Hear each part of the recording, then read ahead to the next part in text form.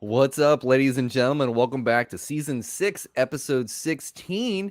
And I'm really excited because not once, but twice, my friend Adam Miller is on the show. Dude, thank you for doing this. Yeah. I know it's wicked early in Australia, so thank It's you. it's not it's not wicked early, but it's just early after a late night show. Oh, I So was yeah, wondering when we were texting, yeah, I'm like, shouldn't you be asleep? Like, yeah.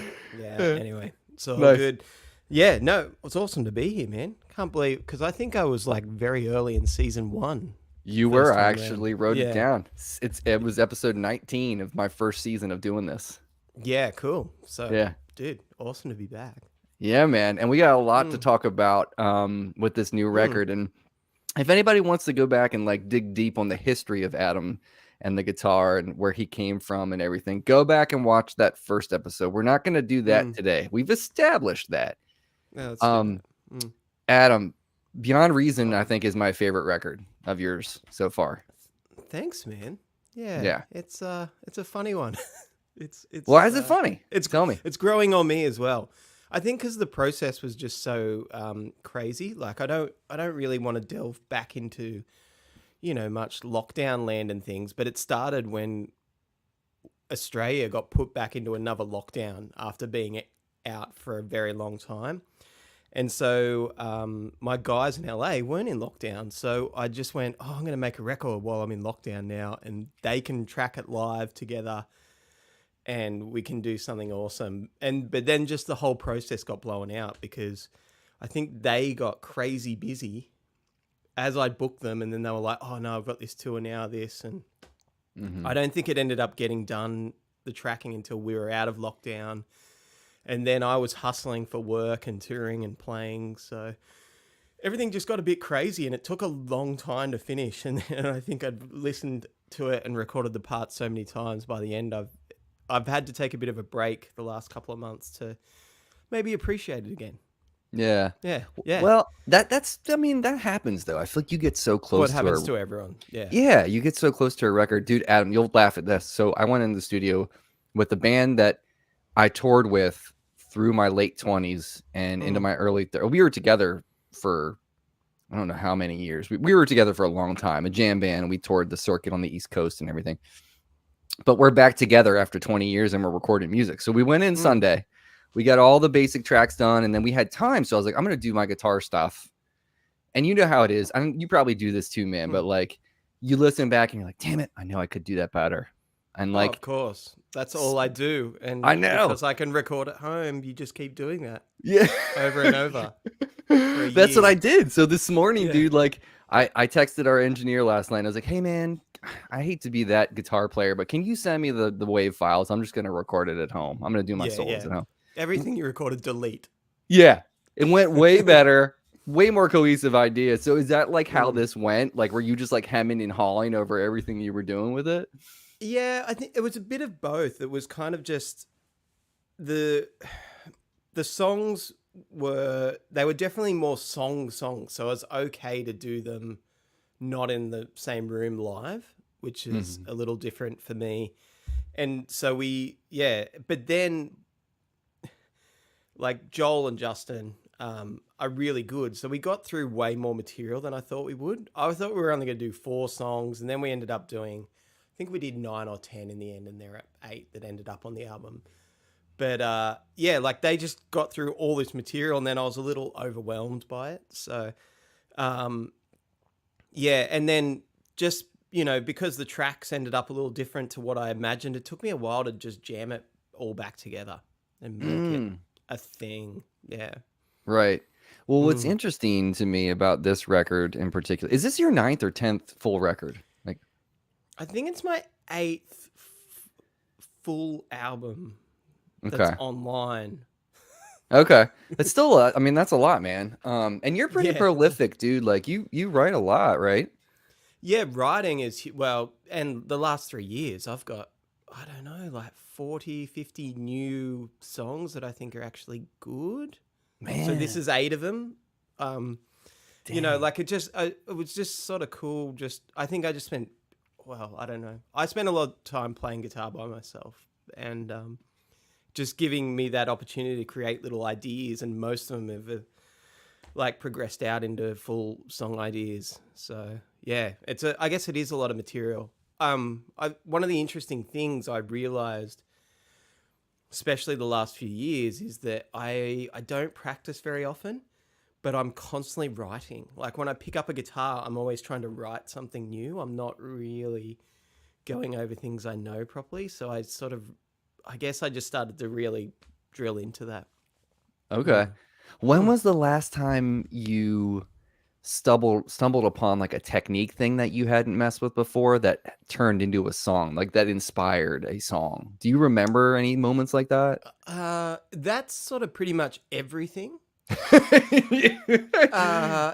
Like a lot of the time, my songs are, they're almost etudes for Yeah. something that I've been working. So it's like a cross pollination of those things, where it could be a technique that I'm working on, or I've heard. I have to develop a song so I can play it, or the other way around, where a song requires something, especially trying to play it solo, that it requires a new technique to make it so I can play it by myself. Usually, that's usually the issue. Is Right. that when I'm trying to recreate a song by myself rather than with a ensemble. So it's kind of out of necessity for solo touring in a way. Yeah, exactly. Yeah, Okay. yeah. Yeah. So most of it, like most of my songs I'll write, they end up that I can play them solo just so I can hear it myself sitting in our lounge room. Yeah. Right. When you do solo tours, do you take like your 7 string Novak thing too and your like acoustic? Like how do you usually tour with like when you're doing solo stuff? No, I never take the Charlie Hunter guitar on the road because there's Charlie, and Right. there's not much. I just sound like a bad version of him when I play that guitar. So I don't really take that out, but I've usually been traveling with an acoustic and an electric guitar to sort of recreate things Yeah. roughly. I don't know what I'll do anymore. Last tour I did with 2 guitars, like, was just headbutting a wall with travel, but Yeah. we'll see. Yeah. Yeah. You know, it's interesting what I found about like listening through this record too is, and what I really enjoyed is like the mood makes a couple appearances, a couple like prominent appearances. Yeah. And you know, I'm a gear nerd too. So Yeah. like when I heard that stuff, like were those songs written out of like spontaneity of like at home just noodling with the mood, or like did you figure out, oh, I can probably use that to create a Yeah. texture? Yeah. So the mood thing, so the Chase Bliss mood for Yeah. randoms. I got that just before we were meant to move to the States, because I always used to use originally like the DL4 as a looping sound device, the Frizzell influence. Mm-hmm. And then I used a Strymon Timeline with an extra MIDI controller that controls all the looping side of it hanging off. But I just couldn't dedicate this much pedal board real estate for, in my bag for that. I wasn't looping enough, but I wanted just little background textures. So I got the mood and I dug really deep into it in a week. And I used it a lot in my last record as well for random things. And then it's just become part of my gigging sound. So there's I basically just have 2 presets, and they're what I usually create everything out of, those things. And so, the songs seem like a good idea. I don't know why, but I'd always like pushed this, I've got to ask actually, I wonder if there's a way you can pull off. Can you go backwards with a mood and pull the presets off it? Because I don't know how I made this one. Dude, Adam, I will be completely honest with you. I bought one. I think I told you I had bought one at Yeah. one point, and I had to sell it because my feeble brain couldn't figure out how I could make it work I within was thing. thinking about this last night actually, because there's a couple of times I did the album launch show last night, and I tried to actually, it's here, it's cool. 1 second. Yeah. I was toying with like looping some ideas again to get some of the background parts and things, and so I built this awesome, chopping board, Oh, nice. pedal board for the annex for the timeline and the MIDI controller. And I tried to use it again, and I, nearly just tripped over and fell on the ground. I was way too out of practice with that. So, yeah, like I was trying to work out how I've got to actually switch the mood from its 2 presets into a manual mode during a song to make Oh, all the sounds wow. work. But that's all right. There's time for me to bend over quick and flick a switch. But I was thinking, how can I extract a preset off? Because I don't know what this one I use is now. Yeah. It's like That's an the thing. accidental dip switch thing on the back that arpeggiates this loop, essentially. And that's what you hear. So the mood is always listening, the looper. It doesn't have like start recording, start loop. It just has start loop. So it's always listening to what's going on. And I've just worked out a few things that I can get pretty consistent-ish on it now, like that. Especially that melody on seemed like a good idea, where it's sort of this arpeggiating down thing in E flat minor. And then I just hit the mood on, one of the next beat, and it explodes this thing. So that track it's just one track on the album. It's not an overdub or anything. It's just, that's how it was recorded. Yeah, How I you know play it what? live. Yeah. You're probably gonna like this is when I heard that song in particular. That song in particular was like the Brazilian kind of vibe, like the East Mm. West sessions kind of thing, like heard it through the Yeah. grapevine, you know what I mean, type Yeah, thing. it's got elements of that, and I like that song was constructed as well. So that was just sort of the guys doing 8-bar things for me in random keys, because I had the melody, but I didn't have any of the rest of the song. Oh So I wow. kind of got the guys to just and like when we record the album, we set up in a triangle. It was them, Justin on drums, Joel on bass, and then me on a MacBook screen, I think, sitting in a triangle remotely from Holy crap, Australia, dude. going, yeah, and like me kind of going and working out the time lag just enough that I could go, no, go here now. And so, I'd be Oh listening and I'm man. like, okay, so we worked out I was like, generally like 2 bars behind what I was hearing. So like then I would go like when it was 4 bars ahead, I'd be like, now. And they were like, yeah. Dude, that is nerdy as hell. It was That is so nerdy. It was awesome, so dude. much fun. Yeah, because I was sitting exactly where I was right now from like, I think it was our sessions, my time were 2 a.m. to 10 a.m. or something. So, yeah. Oh, dude, that So I was makes it just in see. this zone. Those types of stories make these albums even more fun to listen to for people. Mm. Like, I don't know, man. Like, there's like this underlying current of probably people on the gear page or something like that's not how albums are made. You're supposed to be in the same Mm. room and blah. And I totally disagree. I feel like using technology and like being able to play with people you really want to play with, even if you're on the other side of the world, is amazing. Yeah. Well, it was. And it was just the fact that I couldn't, the drummers I knew didn't have home setups in Australia to be able to record while we were all in lockdown. You weren't allowed to go anywhere, and just they could do it. And they're 2 of my best buds, and we still had, like, we didn't see each other for another year almost after those sessions because of everything. But being on Zoom with them and in the studio, it felt like I literally felt like I was there. Like we all felt like we were together. Like Yeah, it was great. Yeah. that's awesome, dude. That's so Yeah. cool. Mm. Somebody's asking if you've ever experimented with the hologram microcosm. I've seen it. It looks like it does cool things. Yeah, I've seen it too, and I feel the same way. Dude, I get like option paralysis sometimes. Do you get that way at all with gear? Totally. Well, man, I use the smallest pedal board now, like the Nano, and I'm pretty much stuck to that. Like I tried to a couple of days ago. All right, am I going to go back to building? A giant pedal board for me is like the junior size. With the Right. 2 rows. That's like whoa. Look at that mothership.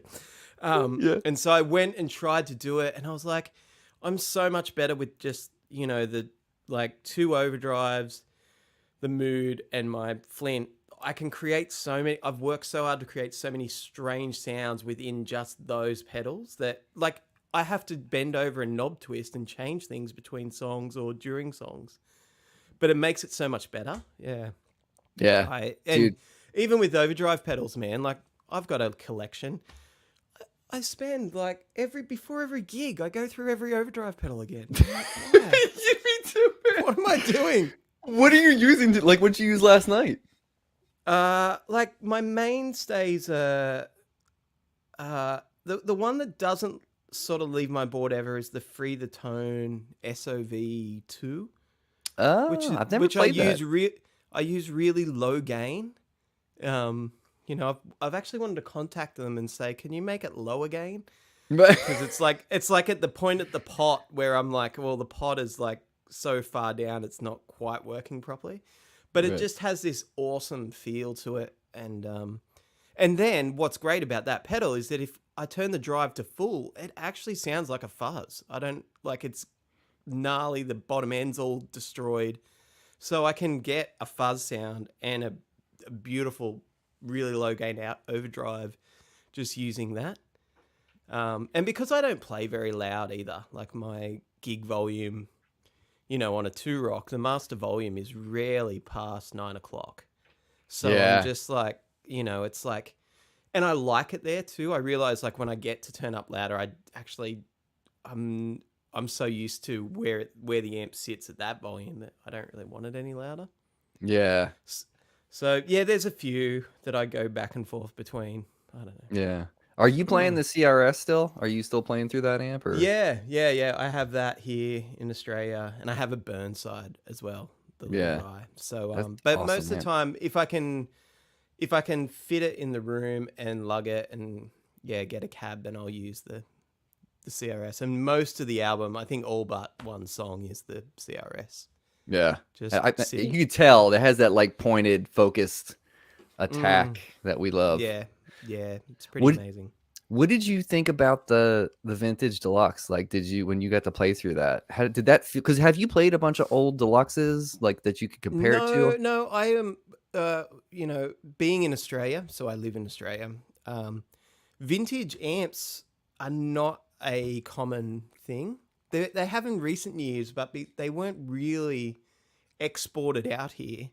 So people have only started buying them in recently. They're usually American voltage, so you got to use step down transformers to use them anyway, and they're ridiculously expensive. Like a Yeah. vintage deluxe in Australia would be Australian dollars 6 to 8,000, Oh. I'm guessing, which is like, we're at Turok prices then anyway. So Yeah. I don't have any bass ground to compare it to, but it was really good. But I played a very early prototype. It didn't have all the gain switching and things in it yet, but.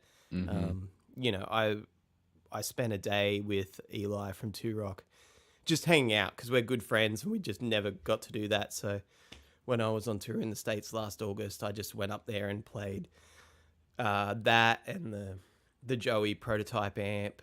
At that stage, it was still open chassis and not really happening yet. And it was, but I did play that amp all day. Like I went through other things and I was like, oh. And the couple of videos that I took weren't really meant to be. They're not demo videos of the amp. I just recorded some videos because I was enjoying what I was playing. Yeah. Yeah. Dude, So it's funny because when I just went to NAMM, they had all those, and I didn't even play through the vintage deluxe or the Joey amp. I played through the TS1 because I was curious about that one. yeah. About that second channel, because like I have the Bloomfield right there, and I like it, but I don't love the second channel. It's a hard one to sort of work out the transition towards, and It that's is. and that goes with any like sort of Dumble style thing. They're not that instant gratification that sometimes you believe they are. I remember like funny story many years ago, before Turok was very well known, but I was already playing them. And I went into a dealer somewhere that had Turok stuff, and they were telling me like, yeah, man, like the best clean sounds ever, but the overdrive channels are terrible. Like you don't want to. And I was like, do you understand how it works? They didn't even understand the cascading gain, stuff. And so I actually just sat there and explained it to them, and then they're like, oh, okay. Because they were thinking it was going to be a dual rectifier when they switched.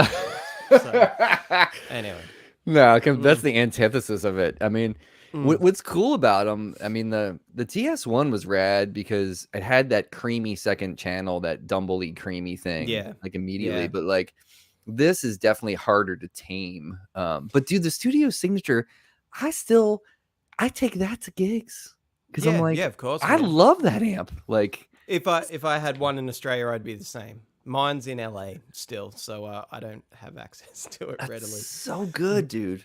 But they Um, are as an amp to pick up and just go. Yeah, it's awesome. Yeah, they're killer. Mm. Um, so listen, I wrote down all 8 songs. So I want to talk a Oh little bit. yeah, cool, Can we go great. through them really quick? Love to. So, okay, and I mean this as a compliment. I don't mean this as a negative thing, but like Mm. aging has a mayor type sound to it. Have you gotten that from people at all? Like, I guess, yeah. Like, Mayer is a huge influence on me. Like, oh, okay, I think I've said that before. Like, he's the Mhm. only singer songwriter I grew up with. Right. Similar age. Like, yeah, he was the first guy to play a major 7 chord in a pop song I'd heard on the radio Yeah. when I still listened to the radio. So, always a heavy influence, and yeah, I that song just sort of came about. I wasn't really thinking about anything, so it's a very natural me song. I think at the end, like towards the end of the song, I know I was hearing two vibes, like a real Coldplay vibe. Oh, okay. Uh, I can see that. like through like chord progressions and how things change from tonalities halfway through a song, and then Ben Folds was the other massive influence at the end of that song, which is like there's all these backing vocals I sing, and they're a direct thing from the Ben Folds Whatever and Ever Amen album, where there's all the guys sing these awesome out of tune backing vocals. So I equally sing out of tune backing vocals. Yeah, see, Yeah. there's a reason we get along. I'm a huge Ben Folds fan too. So, Yeah, man. So that was like, I just wanted to create this whole picture. And the song, that's one I still can't play live, for example. I'm struggling to make that work because it really relies on just a acoustic guitar strumming along and powering it. So I'm still juggling how to create those things as a trio. But yeah, it was really just driven by that the whole time. And so when I tracked I don't know if I can't remember if I did it just because I wanted to record it or if it was the guide track for the band, but I lay the acoustic guitar, I did a guitar part, the little solo I played in the first guitar part, I think I ended up having to learn, and record it better for the album because I just got so used to hearing what I'd um, improvised as a melody. So it's especially the middle solo was that, and then I think I'd not long got a Mule Mavis, the solid body resonator, yeah, yeah. and so I got that out, and I was like, oh, I just and so I played this part, which everyone thinks is a banjo now, but it's just that close mic'd with this Neumann actually, just sitting really close to the resonator cone, and then I did another track on it, going the full, R.L. Pose and Joey Landreth influence vibe, because that guitar I've got set up baritone. Yeah, yeah, Um, yeah, yeah. I think I had it in. I can't remember if I had it in B standard or C standard when I recorded it, but I used a broadcast and a harmonic trem on the other side and recorded this low part, and those parts like just made the song come alive. And those from the demos are still that in the track because I'm like, I can't recreate those little magic things again. Yeah. Those ones were just sort of perfect. So I think I had to drag them slightly later in time just to make it fit groove wise, but they're from the original demo still. Oh wow, Yeah. that's awesome. Do you know Yeah. what I think it is about it too? What gives me the Mary vibes and stuff is like it's not the acoustic. It's like your touch and your feel and your phrasing of your electric stuff. Yeah. Thanks, man. Um, but I also think there's this like sad hope to that Mm. song, you Well, the know? song is called Aging. Yeah. It's that thing. Which It's we like are. it's yeah, it was written around when I turned 40, so that's why it kind of went that way. And yeah, I it's just the pain of aging and the privilege of aging. The juxtaposition of those things of how good it is and how painful it is for various reasons at the same time. So Oh, dude, I mean, I'm going to yeah. see a doctor about a hip issue next week. Like, Oh, I yeah. got injured, Speaking I of think. pain, Dude, yeah, I got yeah. injured. Like, I got off the Peloton one day and I was like, what the Yeah, hell was well, that? dude, Peloton's your first issue. Like, because I still ride pretty serious mountain bikes in my spare time. So Right. go outside and get hurt. Yeah. Don't do it inside. Come on, man. We did that when the pandemic happened because our gym shut down. So we're like, Yeah, what are we gonna do? So now better there's like get another, something. there's another gym that just opened up. So we're checking it out. All right. Yeah, man. Yeah. Um, So I was gonna say that song is the only song I use the Burnside for as well, actually. oh, okay. Cool. Yeah, Yeah. but It still has. with that free the tone overdrive in Oh, front of it. okay. Yeah, Yeah, which is it's very low gain. Like that yeah, that voice of that guitar is like just yeah, enough that it makes yeah. it sound bigger. Yeah, and that's kind of it's the Huber and that, and it's just that's sort of my sound, I guess. No, it Actually, totally is, yeah, dude. yeah, So the Brazilian mood on yeah. seemed like a good idea. So that tune to me, and like just for some backstory for people, the way that I met Adam or I found out about Adam is Adam was on a thing for Premier Guitar. Do you remember Oh this? yeah, was that the live thing? Yeah, and do you remember how I was Yeah, like, does this guy listen to Bill Frisell? And then yeah. Jason Chadrick was like, hey, somebody was Hmm. asking if you listen to Frisell. And then there was another thing. I can't remember the other thing I mentioned. It And you're was like, oh my probably God. Charlie Hunter. Yeah, It probably yeah, was. But you're like, who is this guy? And why is he in my hmm. head? And then like I Yeah. hit you up afterwards, like, it's me. I'm not a Exactly. freak. I'm, just a huge music guy. Um, Yeah. but then that's how I met Adam. And I think the thing that I admired about your playing, and I think, we all pull from influences, and we're gonna sound like the worst version of our influences, right? Of course. But what I always admire about your playing deeply is like you were talking about like the lazy nature of Mm. your maybe previous records or whatever.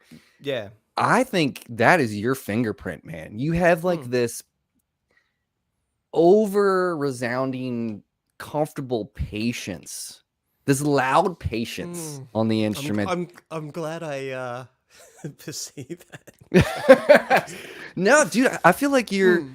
the way that you approach harmony and melody and the way Mm. that you approach improvisation. I just think it seems to me, as a trained musician, Yeah. like Yeah. you may be pulling one over on me, but like it seems like you have like this just great patience with developing ideas and stuff. Like, is Yeah. I that think how you've always been? No, definitely not. I Okay. think to be perfectly honest, I think it was because my earliest Adam Miller shows, like the first ones I ever did, late teens, early 20s, as me, not in a band, were opening for Tommy Emanuel. Mhm. So, like, I couldn't impress anyone there. It was like, I remember, That's a tough crowd. yeah, and like, I remember the first show I did with him, and I played this song of his I loved that I knew he would never play. He actually told me he'd only really ever played it once on a recording. It was from an album of his that got released in the 80s.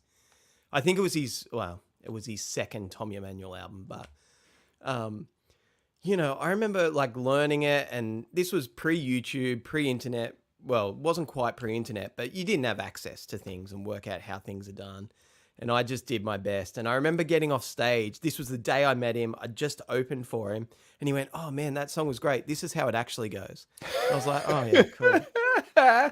Thanks." That's dude." ballsy, Adam, to do that. Well, So it wasn't a hard song. Like if you heard it, I think you would go, "Oh, is that one of your songs, Adam?" Like it has this, like some of Tommy's early stuff has a greater influence on me compositionally than, and for people, we've talked about this, I think in the last one, but you go back and it has this like sort of jazz fusion influence to his stuff back then, rather than it wasn't solo acoustic. So, but yeah, so I guess I have this thing of like, yeah, I don't know, just trying to serve the song, I guess, for the last several years, because songwriting just became this thing. So I was always trying to, and I have to remind myself of it too, to enjoy playing the song and not just wait for the guitar solo.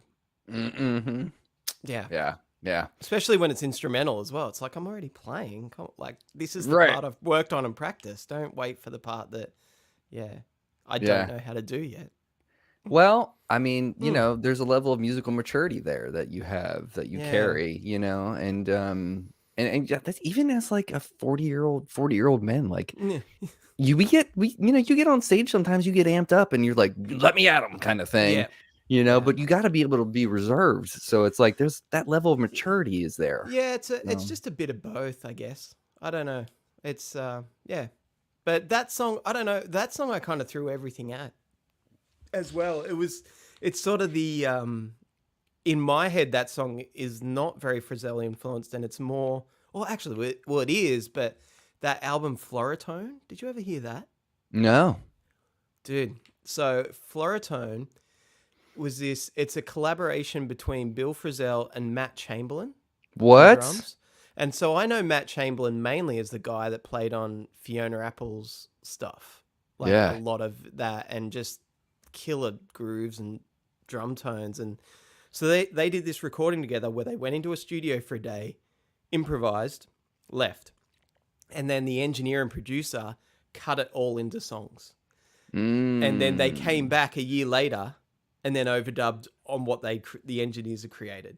And What? it's this. So they've done two of these albums. They're called Floratone, and I love the idea of it. And maybe this is what I'm saying, like with my laziness more as a producer and a songwriter. So this song in particular, I had the melody, and then I got the guys just to play a bunch of things, and like they played like different keys, so I could, I was like, oh, maybe this song will have 8 key changes, like, and it ends up it's only got one, but Right. so I basically just constructed this song together from what they played, and yeah, sort of Hmm. went to town on making things, and so like all the stops and entries and things didn't exist. They're just like cuts and random stuff from the guys played. There's this awesome like octave fuzz like riff in the middle of the song, where it all blanks out, and literally that was something that Joel Gottschalk just improvised this line at some point in the song, and I was just listening through the tracks and I went, oh, that line's cool. So I cut it into its own and made this whole harmony line out of that. And and I think just before that the song kind of dissolves for a second, and I think that was just them at the end of the take just blaring out, like they were just like, we done, yeah, cool, whatever. Yeah. And so so I cut the whole thing into pieces, and then just went to town on it then with other parts. So the main guitar part is like how I would play it live, but then there's all these acoustics and a nylon string guitar solo, which may be a little bit of the Blake Mills Pinot record influence, and like just Yeah. all this stuff. So yeah. It's I, like for the the benefit of Mr. Kite, when they cut up all the tape and threw it up in the air and like yeah. pasted it back together. That whole idea is pretty rad, man. Yeah, Um, it takes a lot of work, but that album Floratone, you go, man, that's serious. oh, It's I'm really gonna cool. check it out right as when we're Yeah. done. Yeah. And then if we move on to track 3, which is I Got Yeah. to Fly, right? Yeah. That thing hit me immediately because it's kind of like got this like sassy twinge of funk in Mm. it. Like when you have like the way that you play with your right hand in that tune is what Yeah. enables it to feel that way to me. Because Yeah, and everybody's so locked. I'm pretty sure I played it with my fingers. I can't like I don't think I used a pick until maybe the solo, but I can't really remember. That was a song I recorded way too many times to get it to feel right. Feels real And good on the record. yeah, and now I can play it, which is awesome. I can reproduce that. But it was it's fun. It's probably the most in my head Mayer influenced one. Like it was like really having that sort of vibe, and then I got all excited about double stops and Yeah. like harmonies, like guitar harmonies everywhere. So Can you play um a little bit of that just to show everybody? Because yeah, it's yeah, super freaking fun, man. yeah. So it's can you hear that? That's good. Yeah. So the guitar part I play in the album is like just this. It's G, B minor, A. So I was like, actually, I remember now. It was weirdly enough, I remember this song being influenced by something off a Joey Landreth album, but I think it was really slow, And then I got home and I was playing these chords, and then it ended up as this. So thanks, Yeah. Joey. And then the melodies.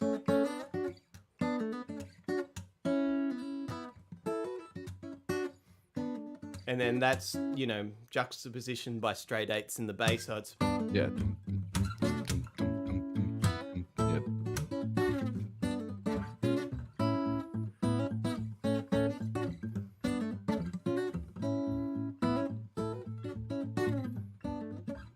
And then...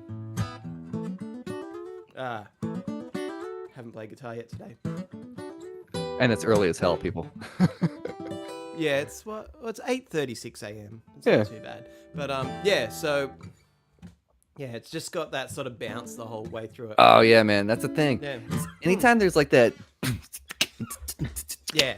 kind of vibe, I'm like all in. No matter what, I mean, I don't care who's playing, whatever they're playing. I love that vibe. That thing feels so good, man. Thanks, dude. Yeah, I mean, like I told you, dude, I think like this is probably one of my favorite records that you've put out, just because of the variety.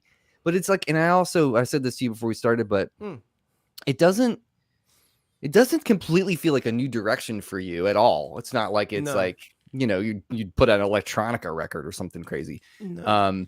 But it feels like you're like stretching your songwriting wings a little bit further out. It feels like you're harnessing what you've learned so far, through the past records in a way. I think like talking about that lazy thing, what I was probably meaning was that most of my last stuff was written in a way that I could take it to, generally drummers and bass players, and they wouldn't have to learn it. They could literally just, like, the drummer could play it. Like, I'd just start the song and they'd be like, oh yeah, cool. Everything just falls as it should. Like even weird things, like they just go, oh yeah, cool. That's there. Yeah, great. Like you can kind of just easily play it with anyone. And that's been my world for the last 10 years, like where I've just got to turn up and make things work. I don't get rehearsal time. And so, but these were fully composed, and it's only, the nightmare of the last few days of rehearsing for the first gig and realizing that my charts are severely inadequate. Cause like there's, I think of these songs more as verse, pre-chorus, chorus, bridge, rather than, the head or A section and B section. So, but yeah, what I've realized is like if the pre-chorus happens 3 times in the song, each time has a different accent on different beats. Like, and I was like, oh yeah, okay. So for the drummer, like I'm like, oh yeah, you can't really follow just the one lead sheet of it. Sorry. And because, funny. I'm doing a little tour of Australia over the next few weeks, but it's a different band each week. Oh man. So so now I've probably got to get in today and go hard on charts, or go maybe I play this song solo rather than make the guys learn it. Yeah. That's tough. Where is it taking you? Like, where's your tour taking you? In Australia, it's just East Coast, but that's like the entire width of the US. So and there's nothing in between. So it's like, it's just a fly date to Melbourne, which is, 12 hours drive for me. So fly down there, and then it's Brisbane, which is 10 hours north of me. And then it's Canberra, which is 6 hours south. So it's just a bit of a mission around, and then, That's awesome, dude. All right, so moving on to the next tune. Is it Setting? Is that the name of the tune? Settling, yeah. So, dude, you know what I really loved about that track when I first heard it is how low that snare drum is tuned. Oh yeah, Justin is the man. Like Justin Glasgow played drums on the album. He works predominantly as a producer, and that's his thing. He does all the Scary Pockets, their acoustic sessions, stories. He does. Oh, really? That's cool. He's the guy that records, mixes, and masters all those stuff. But so when you work with a drummer that's also a recording engineer, it's insane, because he just goes like, he just changed his whole drum kit within, a minute after the first run through of each song, retunes everything, and it's done. It's so good. Dude, to play with people like that can hear things like that serve the Mm. song. It's just like you Yeah, were talking about, you know what I mean? It's yeah, like it makes a difference, dude. Like depending on totally. what Yeah, drums and are being used and hit. yeah, and he's listening to things from a whole picture point of view, not as a drummer point of view. And it's Hmm. yeah, it's really special to have him. Full Yeah, stop. So it's a yeah, crushing and rhythm section, man. yeah, it's a crazy. So yeah, I still can't believe when I think of how long I worked on it that those guys did that in 2 days. So Yeah. Well, you have to yeah, labor over it. It's your yeah, baby, you know what I yeah, mean? yeah. Um, okay, so let's talk a little bit about the next track, Old Friend, because what I found about that to be different as a like sticks out on the record is it feels like Mm, there's like this beautiful dissonance to that tune. It's like this mm. folky jazz thing. It's like a big stewing pot of Yeah, music, you know? yeah. It's like a whole. It's meant to sound like an old friend, and Hmm. like it has like Neil Young influences, Yeah, I can hear hence that. the old maybe different thing. Right.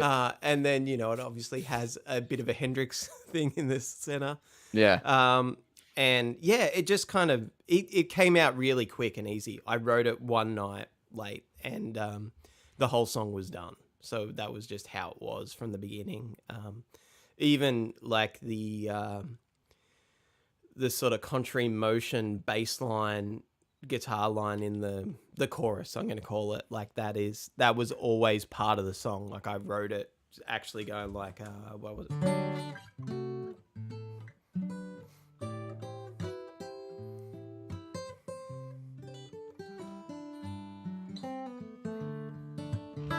and then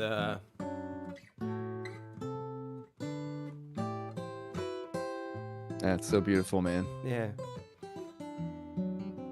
uh, Yeah, that's the like little smidges of dissonance that I love that you do. It's yeah, just even those if it's a little passing tone, it's yeah. still I don't yeah. know. I don't know if I play it that way on the album. I can't actually remember anymore. But because I've been recreating all these things by myself, it's like I've got to do these weird jumps now.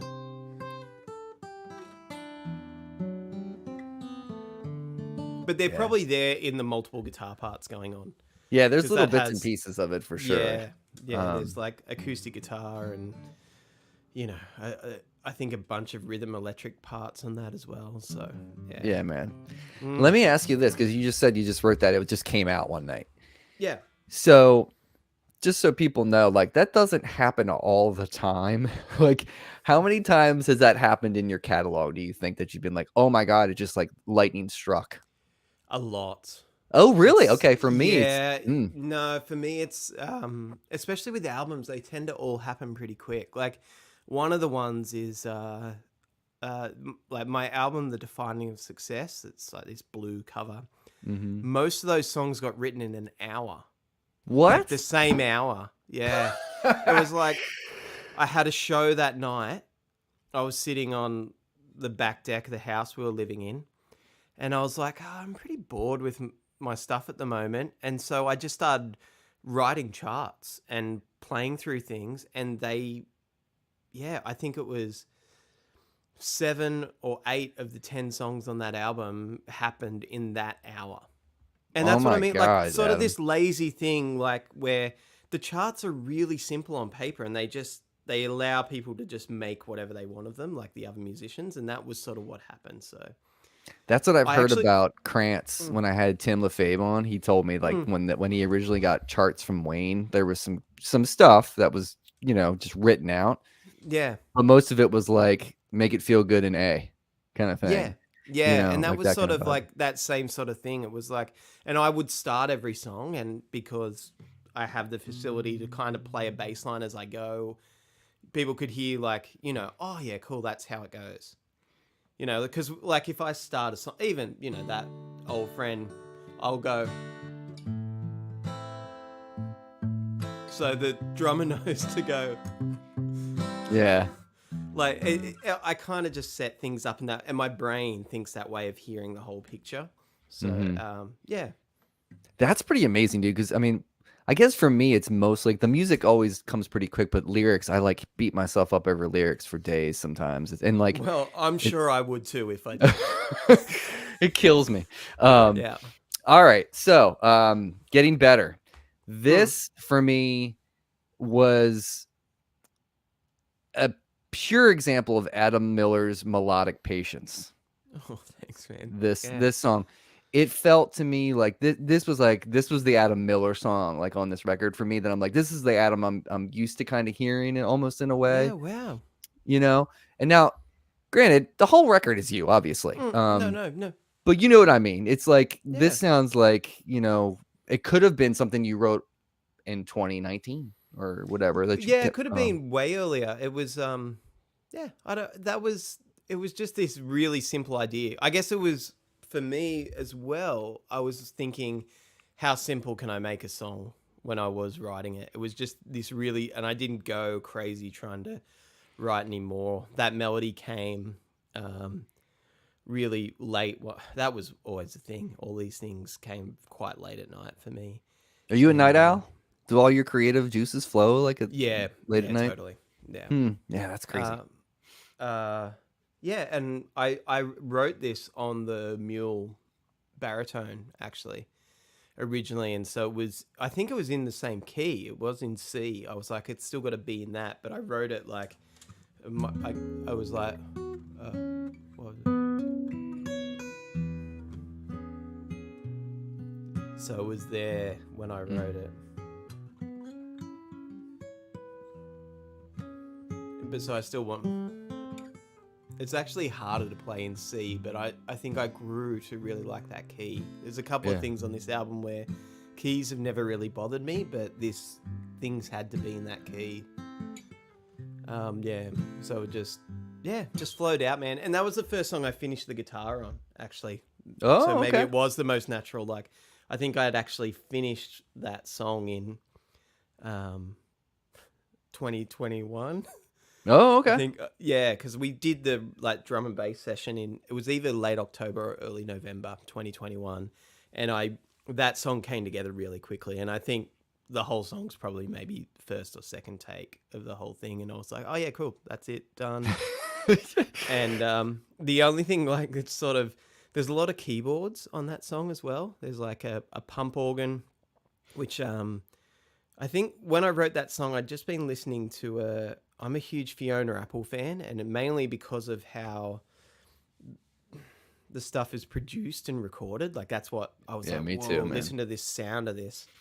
And pump organ is all over that stuff. And so I kind of went, oh, this would be cool to have that sound on. And so I trolled the internet looking for what's the word? The virtual instrument of a pump organ, and a good one, and kind of like, found one that was cool, and then realized I got to buy this other thing to play it. Anyway, so I found one, and I don't have even a MIDI controller keyboard. I use a Windows thing, and it's touchscreen, and so there is a controller that works on the touchscreen.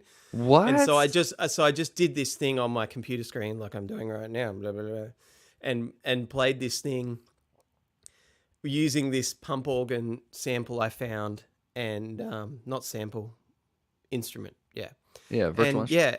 And so I was like, oh, I'll find someone to play it. Someone will do it awesome. And I got so used to hearing what I'd played. That's what's on the record. So it's me playing pump organ on my laptop screen. That's awesome. So bad. It's dude, That's it the sounds secret. cool though. Yeah, I mean, it sounds rad. I mean, like, that's the thing is, like, when you're talking about finding unconventional sounds, almost like this like juxtaposition that's rubbing against each other, things that shouldn't be together. Yeah, and I wanted it to sound natural. I probably spent too much time then with various plugins to overdrive it and distort, just to make it right. But yeah, I got so used to hearing it. I'm like, if I get someone else to do it, I'm just going to say, can you learn exactly what I played, but play it on a real pump organ? But yeah. Anyway. I understand. Yeah, I understand that. But That's awesome, dude. That's so cool. Killing it on the socials. So this song, Here's the thing. So this song, this is what came to my mind when I was first listening to this track, and I've listened to each song like several times, like before this, just to kind of think more about the song. It has like this deep, brooding kind of groove to it. Do you know what I mean? Like there's this edginess of like this brooding kind of like vibe throughout that track. Like, how did you guys do that tune? Yeah, wow. Well, so the song like comes a lot, man, a lot of Mayer influence still. Like there's a song, an early one called New Deep. Have you ever heard that from Heavier Things? Exactly. Yeah, And he does that same thing. He wrote it very Charlie Hunter vibe where he had this thing going the whole time. I can't remember what that is, but it's like that suspended thing. Yeah. Anyway. Oh, so it's that same vibe in this where I've got that.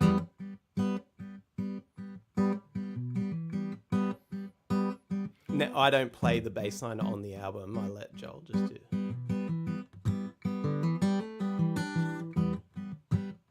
Yeah.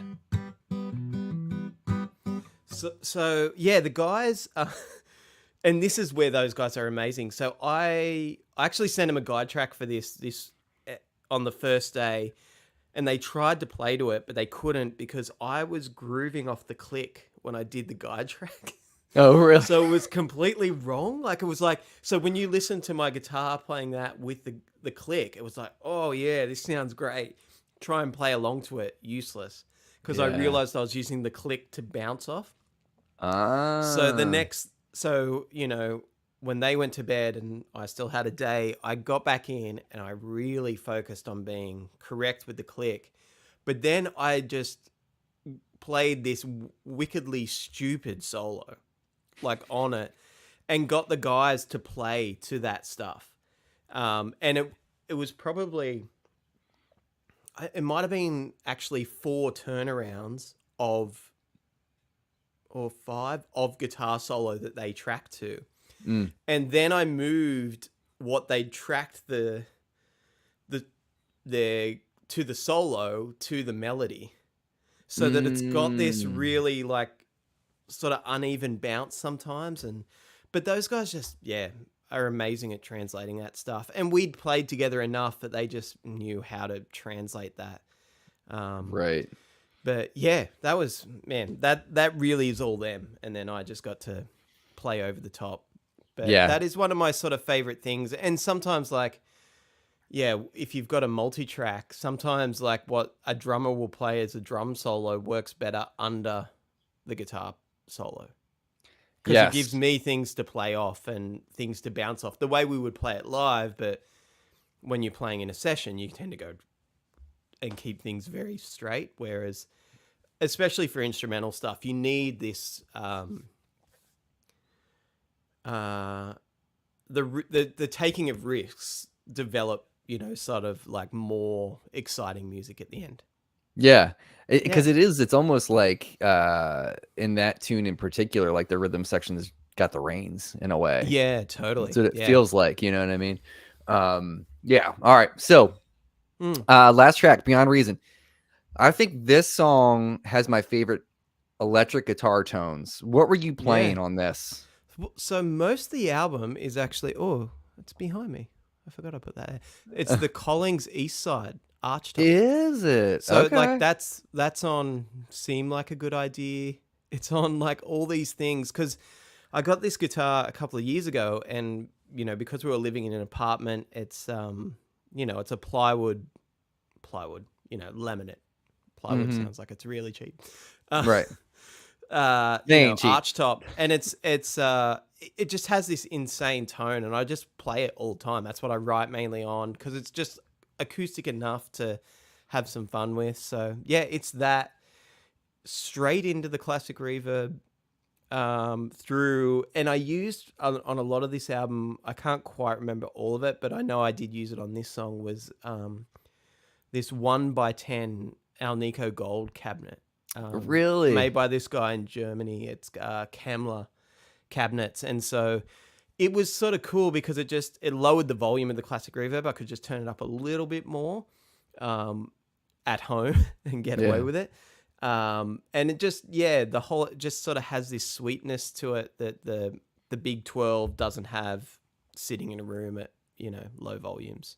It totally So does. That's what I wrote. I wrote sweet tones as my. yeah. So it's that. It's got, the Mojo Ron Ellis signature pickup in that guitar, humbucker. Okay. So it's really clear. Like when it's plugged in, it doesn't sound like, because that guitar is essentially like a 175, but it's not at all. Like, so when it's plugged in, it sounds, people kind of think it probably just sounds more like a Telly, which is how all my guitars end up sounding anyway. But it just has this feel to it, and yeah, bounce. It's a great It's almost guitar. piano-like too, because like some of the droning stuff you did in that song.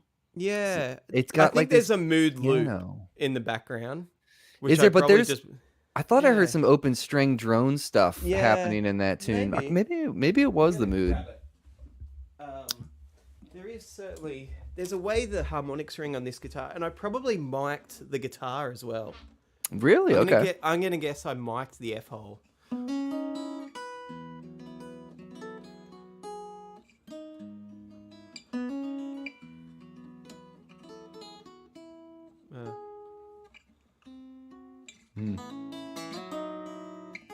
So yeah, it does all ring over itself.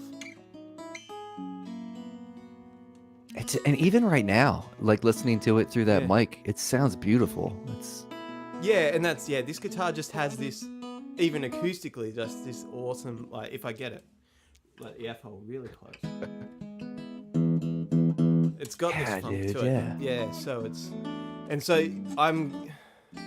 I would almost definitely say I probably mic the guitar acoustically as well, and there's probably that mic in there. I just can't quite remember, but it's almost like having a piezo like pickup Yeah. with, you know what I mean?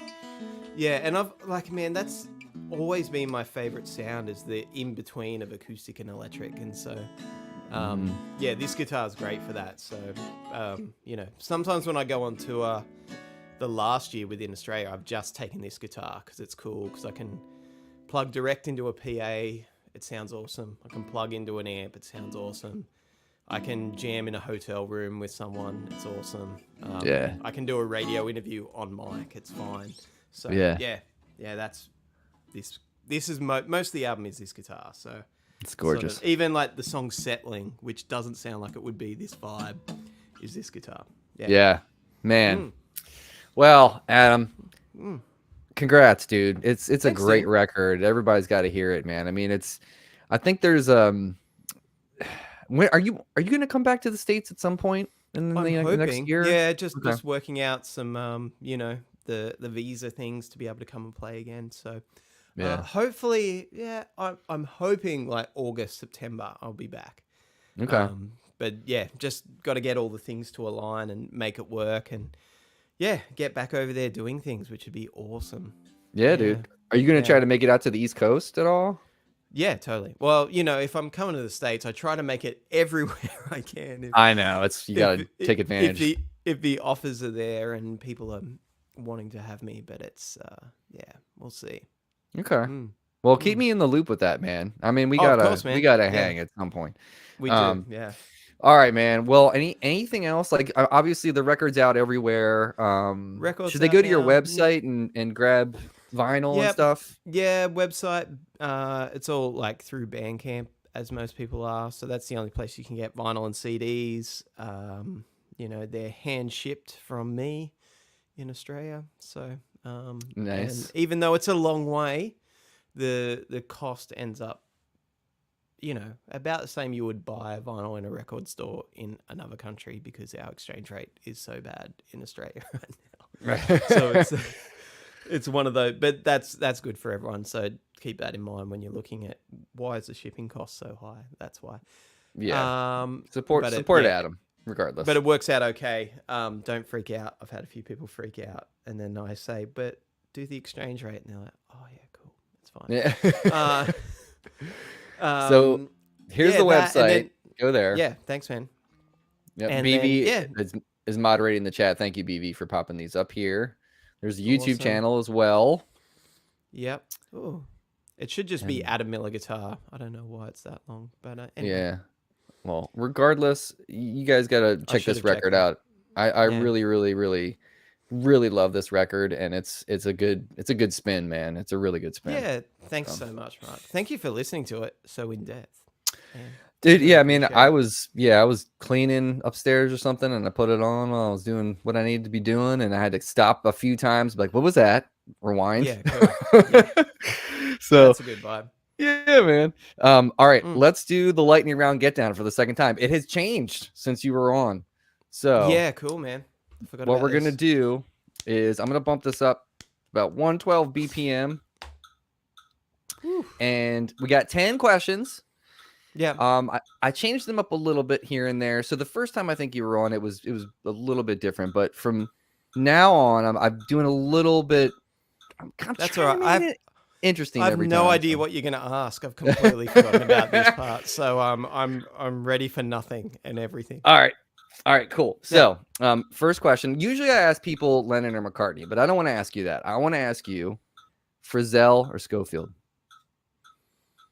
Frizzell. Okay. Mm. I probably know the answer to this because this popped up earlier. Run or bike?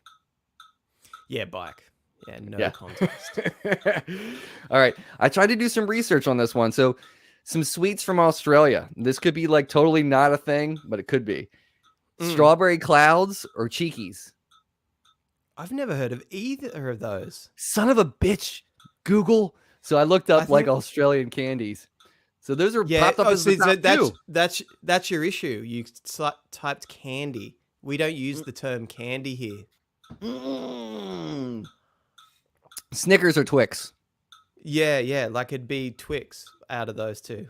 But me too. we it's candy is not the word we use, so it'd be like Tim Tams or strawberry Freddos. I don't know, just chockies. Do you want a chocky? Or like we don't use the word cookies, so it's biscuits is for anything that's sweet or savory or whatever. So it's like, do you want some chocky biscuits? Yeah. I like that so much better than cookie. Chocky bickies? Yeah. Chocky bickies? Nice. That's the vibe. Yeah. All right. That's my bad. All right. Boogie board or surf? Well, yeah, I always did the boogie board, but you can't call them you got to call them a body board or body board. Sounds strange. Yeah. I don't know why we call them boogie boards over here. Yeah. No, we do here too, but when you're serious about it, it's a body board. Body board. Boogie board. Boogie boards are for kids. Yeah. All right. So, do you still have your parts telly? Yeah, of course. Okay. Yeah. How about That's what's this? on I've Got to Fly. Oh, okay. All right. Yeah. Your parts telly. If you can only take one of these out to a show, your parts telly or your Huber. I'm still doing the Huber. Okay. Yeah. Cool. All right. Who's the better talent? Who's the better talent in Australia? Liam or Chris Hemsworth? I let's go Chris because I'm a Marvel dude. There we go. They Yeah. talk like this. Yeah, it's good.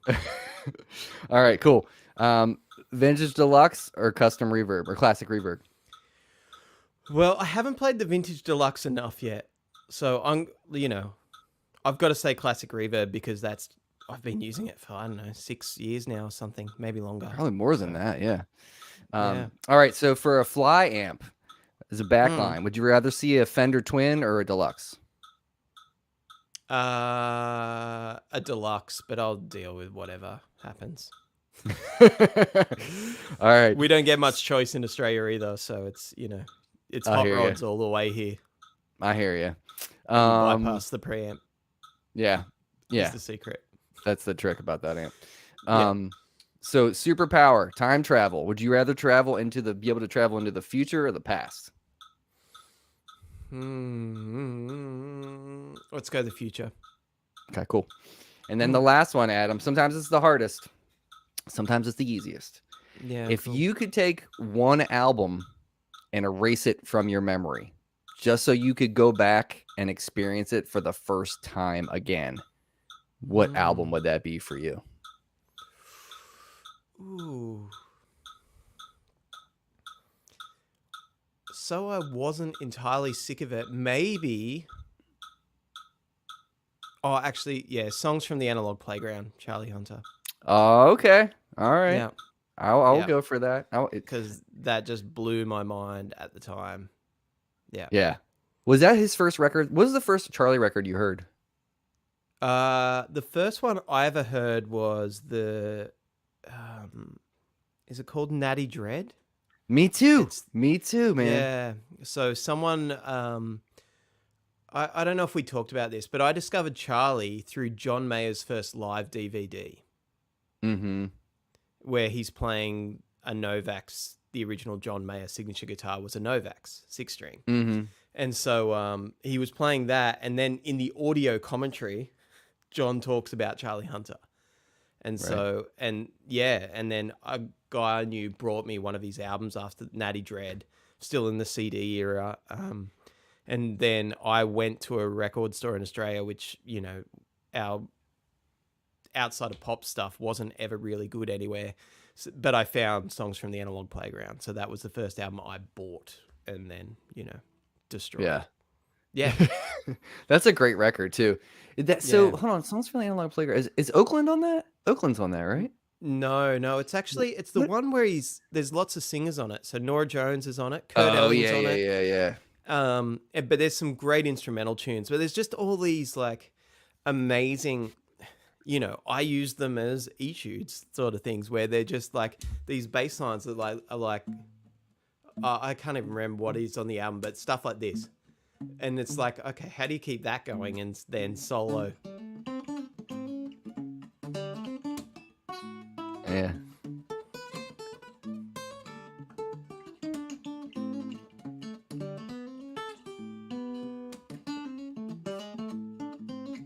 And well, I know that progression is a song of mine. It's roughly the same as one of Charlie's, but that's on an early record of mine because I literally just wrote a song trying to go, how do I keep that sort of bass line going the whole time?